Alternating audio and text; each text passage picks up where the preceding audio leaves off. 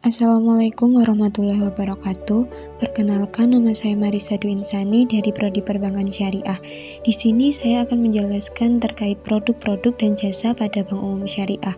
Video ini dibuat untuk memenuhi tugas mata kuliah Hukum Perbankan yang diampu oleh Bapak Zidni.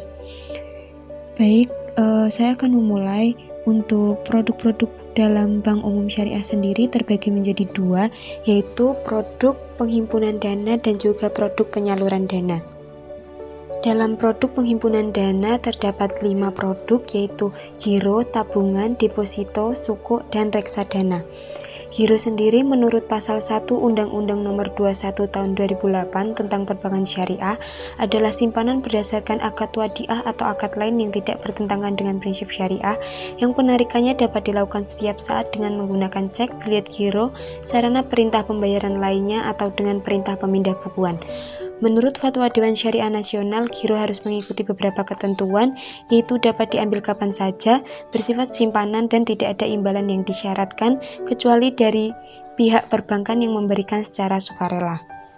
Selanjutnya yaitu ada tabungan. Tabungan menurut Undang-Undang Nomor 21 Tahun 2008 tentang Perbankan Syariah adalah simpanan berdasarkan akad wadiah atau investasi dana berdasarkan akad mudharabah atau akad lain yang tidak bertentangan dengan prinsip syariah, yang penarikannya hanya dapat dilakukan menurut syarat dan ketentuan tertentu yang disepakati, tetapi tidak dapat ditarik dengan cek, bilet giro, dan atau alat lainnya yang dibersamakan dengan itu. Menurut Fatwa Dewan Syariah Nasional, dalam tabungan mudharabah harus memenuhi beberapa ketentuan, yaitu nasabah bertindak sebagai shahibul mal atau pemilik dana, dan bank bertindak sebagai mudharib atau pengelola dana.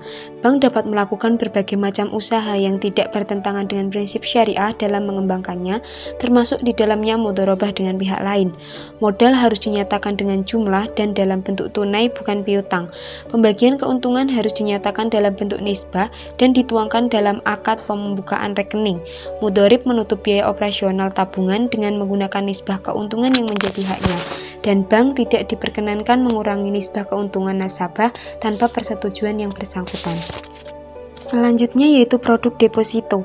Deposito menurut Undang-Undang Nomor 21 Tahun 2008 tentang Perbankan Syariah adalah investasi dana berdasarkan akad mudharabah atau akad lain yang tidak bertentangan dengan prinsip syariah, yang penarikannya hanya dapat dilakukan pada waktu tertentu berdasarkan akad.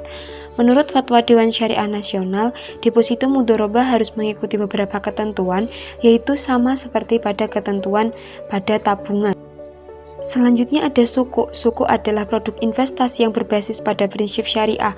Berbeda dengan obligasi konvensional yang memberikan bunga, sukuk memberikan hasil investasi berdasarkan bagi hasil yang terkait dengan aset atau proyek yang dibiayai.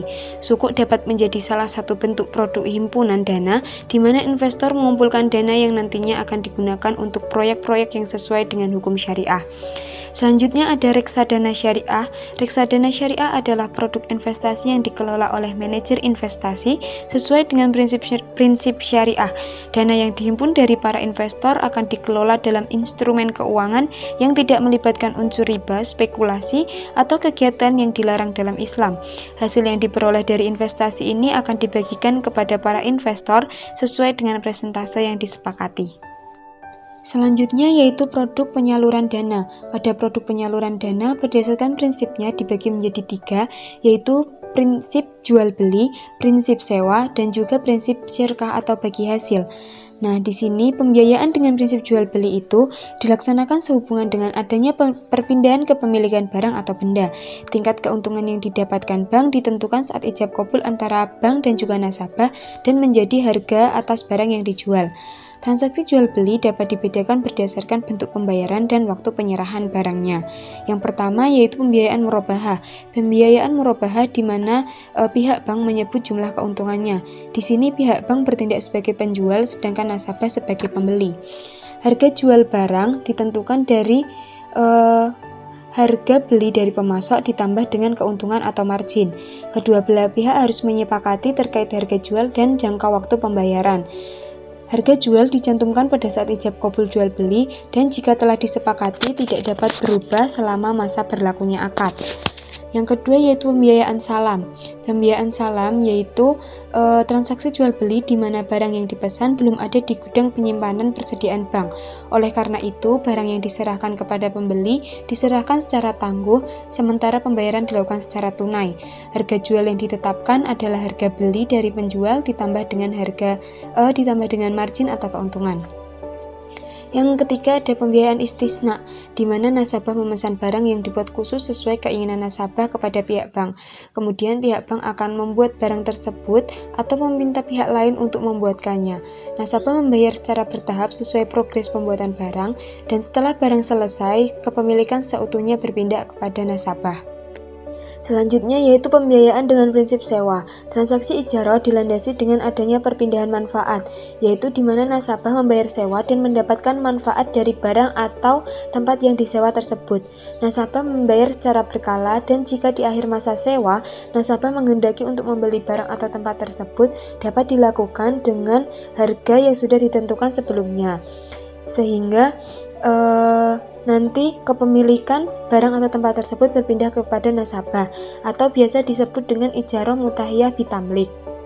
Selanjutnya yaitu pembiayaan dengan prinsip bagi hasil atau syirkah, dibagi menjadi dua, yaitu pembiayaan musyarakah dan mudharabah. Pembiayaan musyarakah adalah akad kerjasama antara dua pihak atau lebih untuk suatu usaha tertentu, di mana masing-masing pihak memberikan kontribusi dana dengan ketentuan bahwa keuntungan dibagi berdasarkan kesepakatan, sedangkan risiko berdasarkan porsi kontribusi dana. Yang kedua yaitu pembiayaan murabahah. Murabahah adalah bentuk kerjasama antara dua pihak, yaitu pihak pemilik modal atau sahibul mal dan juga pengelola atau mudharib, dengan suatu perjanjian pembagian keuntungan. Risiko ditanggung oleh pihak pemilik modal, namun jika kerugian tersebut disebabkan karena kelalaian dari pengelola, maka pengelola harus bertanggung jawab atas kerugian tersebut. Selanjutnya, materi yang terakhir terkait jasa-jasa pada bank umum syariah. Jasa-jasa pada bank umum syariah sendiri terdiri dari sarf atau jual beli valuta asing, kafalah atau jaminan yang diberikan untuk memenuhi kewajiban pihak kedua atau pihak yang ditanggung, wakalah atau pemberian kuasa seperti pihak nasabah memberikan kuasa kepada pihak perbankan untuk melakukan suatu transaksi atau transfer atau investasi atas nama nasabah. Selanjutnya itu ada hawalah atau pengalihan hutang dari muhil atau orang yang berhutang kepada muhil alai atau orang yang wajib membayar hutangnya.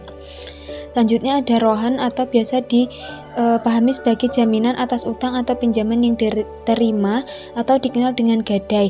Hal ini dilakukan dengan cara bank menahan harta milik peminjam sebagai jaminan. Selanjutnya ada qard, adalah pinjaman tanpa mengharapkan imbalan atau dikenal dengan qard al-hasan. Selanjutnya ada jasa pembayaran dan transaksi syariah seperti transfer dana syariah, pembayaran tagihan, dan juga pembayaran digital. Selanjutnya ada jasa kartu pembayaran syariah, dan yang terakhir jasa konsultasi keuangan syariah, di mana layanan ini bisa mencakup perencanaan keuangan, pembiayaan usaha, atau investasi yang sesuai dengan prinsip syariah. Sekian yang dapat saya sampaikan, pastinya masih banyak kekurangan dari video yang saya sampaikan. Untuk itu diharapkan kepada teman-teman semua dapat melihat dari berbagai sumber lain untuk melengkapi materi terkait produk-produk dan jasa pada bank umum syariah. Sekian dari saya. Wassalamualaikum warahmatullahi wabarakatuh.